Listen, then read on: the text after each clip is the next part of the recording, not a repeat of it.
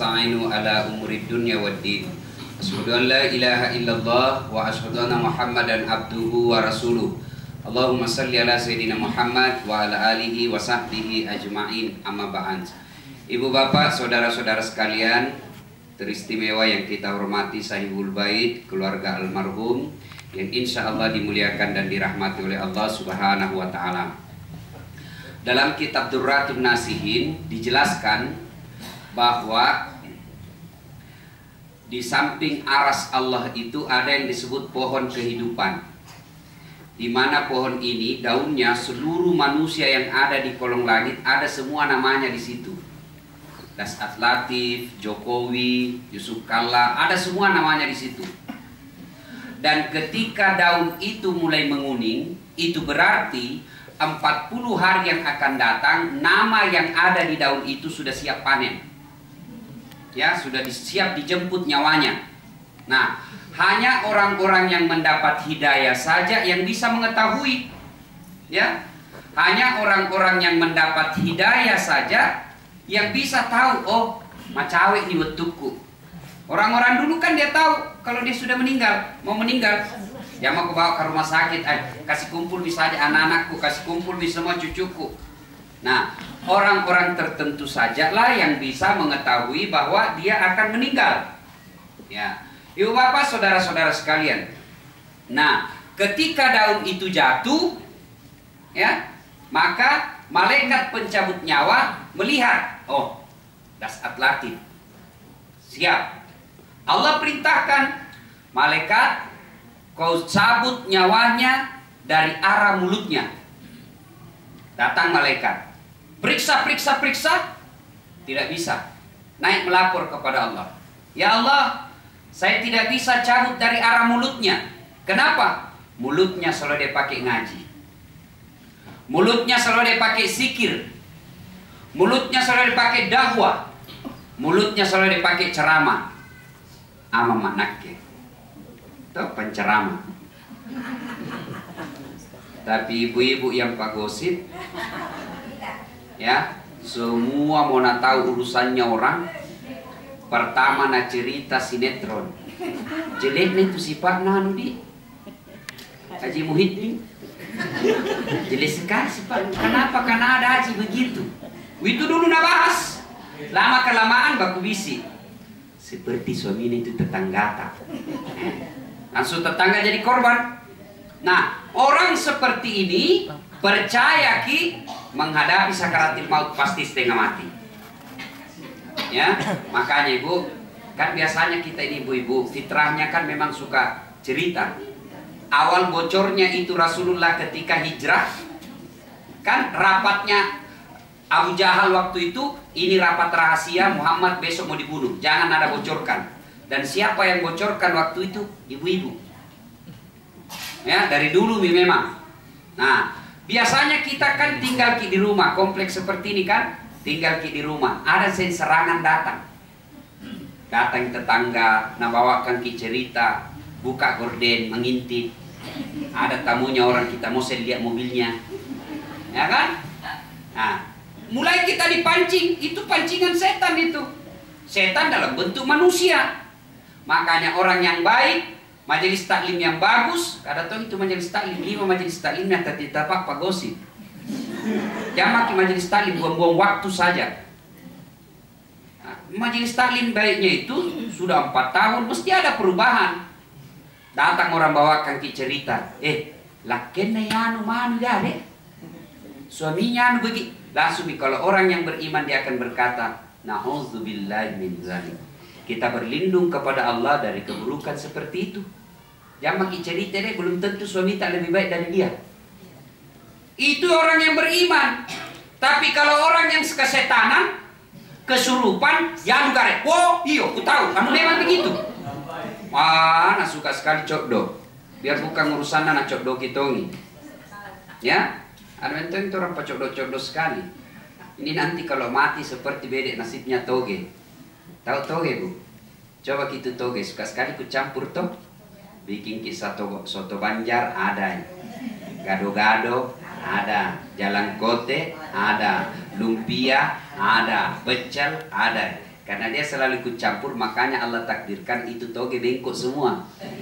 Dari itu yang toge lurus toh, bengkok semua toh. Jadi kalau ada di komplek ini pagi-pagi gosip teriak maki saja, weh toge bisa deh. Ayuhibbu ahadukum, sukakah kamu memakan bangkai sesamamu manusia? Dan memang citranya perempuan. Kalau kita laki-laki masa apa gosip kita? Paling ceritanya dede bocor bisa gitu, tatap di rumah. Itu anakku yang bungsu menakal namamu. Bocor lagi tuh mobil nasi saku kemarin. Paling itu dicerita. Tuh, masa ada bapak-bapak cerita berapa harganya lipstick cerita.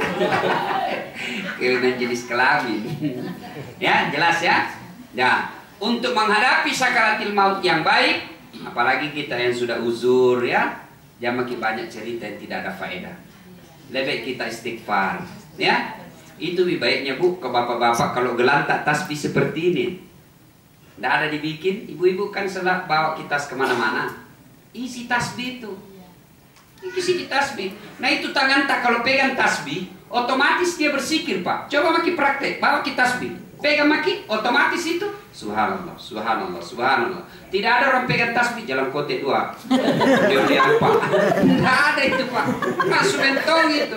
Makanya salah satu mensiasati diri kita, ya, cara strategi kita supaya kita selalu bersikir kemana-mana bawa tasbih, ya, selalu jadi bawa tas. Biasanya di sini apa? Lipstick, caming, kadangkala juga tawas. Ini yang pertama ya. Akhirnya Allah berfirman lagi, malaikat berkata, ya Allah, tidak bisa kulewati dari arah mulutnya. Allah lalu berfirman lagi kepada malaikat, kalau gitu coba kau dari telapak kakinya. Cabut dari telapak kakinya. Turun lagi malaikat, periksa, periksa, periksa. Tidak bisa. Naik lagi merapor kepada Allah. Ya Allah, saya tidak bisa lewati dari arah telapak kakinya. Kenapa? Kakinya selalu dipakai pergi majelis taklim. Kakinya selalu dipakai pergi berjamaah. Kakinya selalu dipakai pergi pengajian. Kakinya selalu dipakai pergi ceramah. Awam masih di Nakke. Ada masih di Hertas nih, tadi malam ada di Jakarta, kemarin ada di Berau. Coba, itu semua jadi saksi kelak. Ibu-ibu kalau sudah uzur, ya, jangan lebih banyak kita ke mall daripada ke pengajian. Kada tong itu ibu, si kalina pensiun suamina, nak patoni mapan rasu-rasu. Pergi anak-anak, ikut kana. Pergi cucu nak kasih ikut juga nenek nih. La ilaha illallah. Sekali nak pergi tetanggana, nak bilang sama anak-anak, ikut maju sama tetangga di kendara juga aku bikin di rumah. Masa tidak ada dibikin? Ngaji ki. Ya, tidak dilarang ke mall. Tapi kalau itu mami terus selalu membuat kita malas sholat. Orang biasa ke mall itu membuat orang tidak sholat. Kenapa? Susah dapat wudu, tidak bawa kudu. Ada lagi sajadahnya botok, jauh lagi. Nabi bilang jangan kodai di rumah pi lagi. Itu semua cara setan menyesatkan kita. Jadi ibu bapak saudara-saudara sekalian, kaki kita bapak-bapak bawa kaki kita berjamaah di masjid.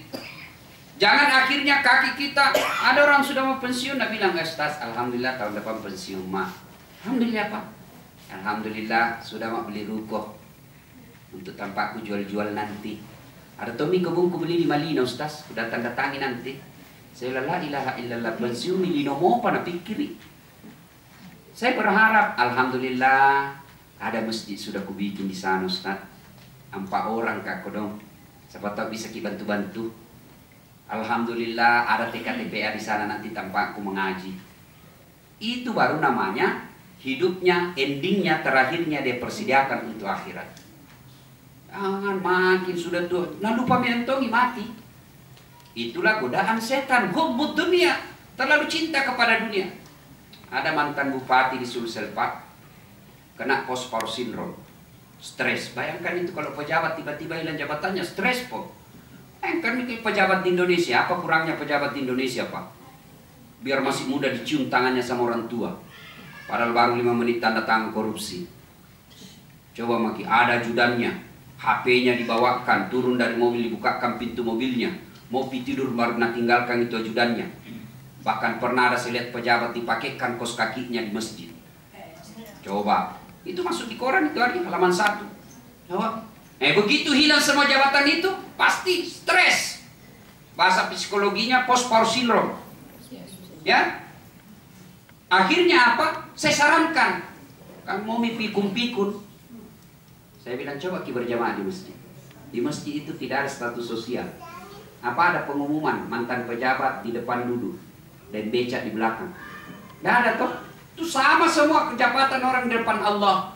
Akhirnya masuk pengurus masjid, Masya Allah, Alhamdulillah sekarang sehat walafiat. Dia bilang tenang hidupnya. Ya, ibu bapak, jadi kalau ada ibu-ibu yang stres-stres suami tak, suruh ke masjid.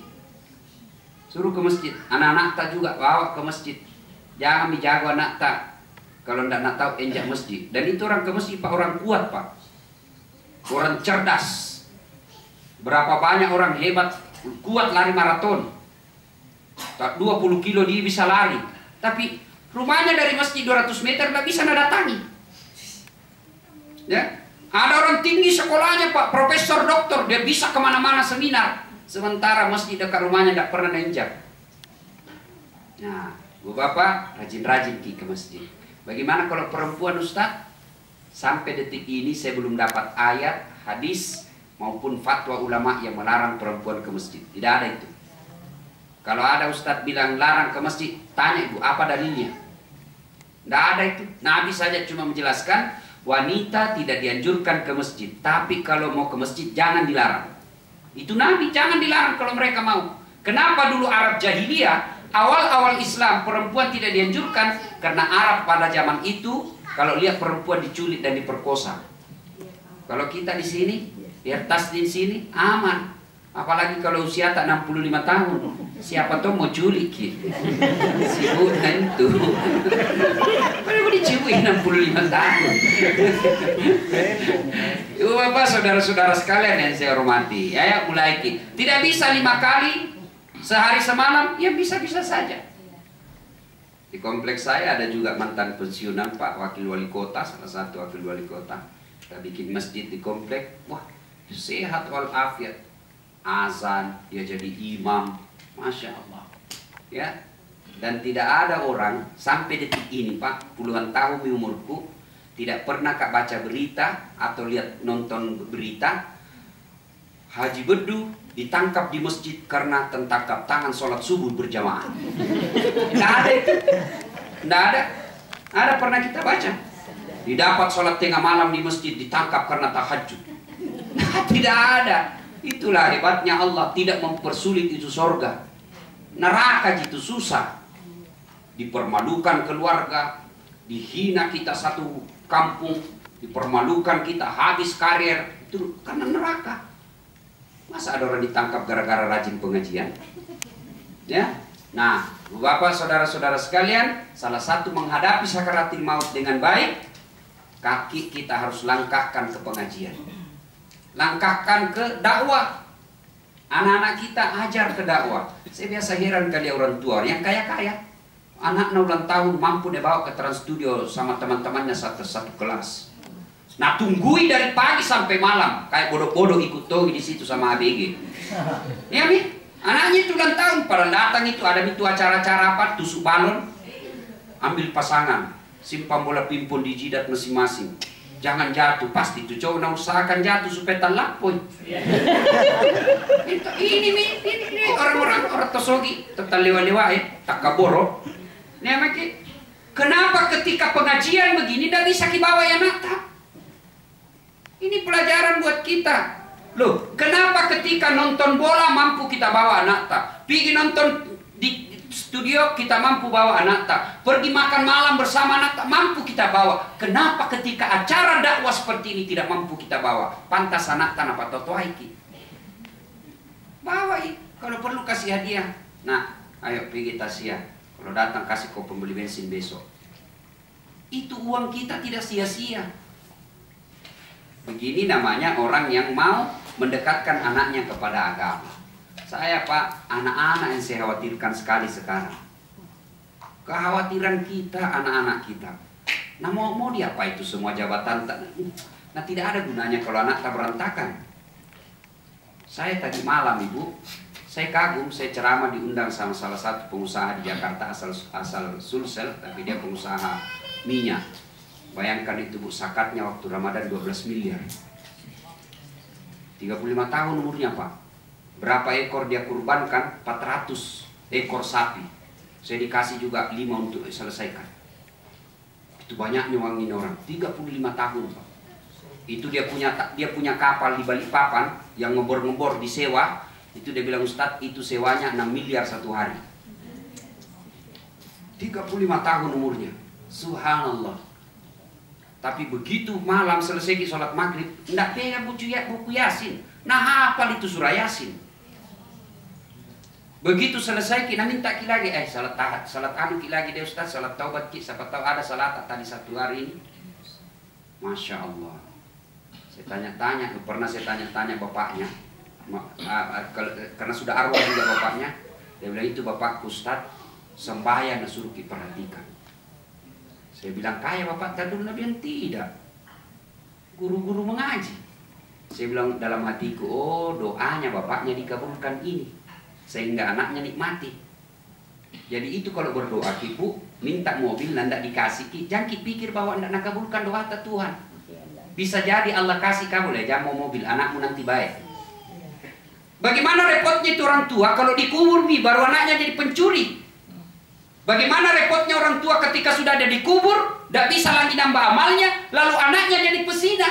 Kasih lombok anakmu, apa tampu sih? Itu sih yang anakmu, korupsi sih. Apa ndak setengah mati orang tua? Allah kabulkan doanya, anaknya menjadi orang yang dermawan. Nah, ibu bapak, saudara-saudara sekalian, itu solusinya dakwah. Ini hati tak ini ibarat handphone. Ada handphone tak semua tuh? Coba itu handphone kalau dipakai semua Ibu. Kenapa? Kalau dipakai terus, akhirnya apa? Lowbat. Kalau lowbat, apa Ibu? Kalau tidak dicas apa? Mati total. Nah biar ada pulsa 5 juta kalau mati nih, mau diapa itu handphone? Ayo. Artinya apa? Dakwah ini ibarat handphone dengan cas.